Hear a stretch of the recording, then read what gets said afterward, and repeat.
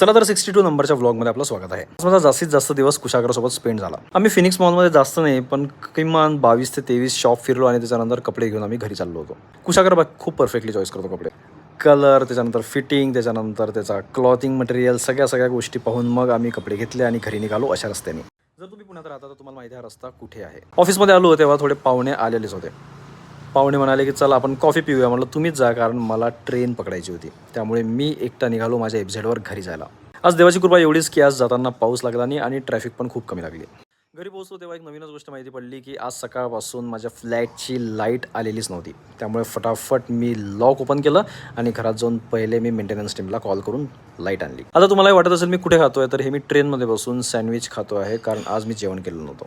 सकाळ झाली तेव्हा शेगाव जवळच आलेलं होतं आणि अकोल्याला गाडी पोहोचणार होतीच. फायनली अकोल्याच्या ऑटोमध्ये बसलो होतो आणि नंतर तुम्हाला दिसेल की हा चौक अकोल्यामध्ये राहणाऱ्या प्रत्येकाच्या ओळखीचा आहे. हा आपला गांधी रोडचा चौक आहे. अशा प्रकारे मी आज माझ्या घरी पोहोचलो आणि फायनली पहिले जाऊन यूट्यूबवर माझे व्लॉग्स बघायला मी सुरू केलं.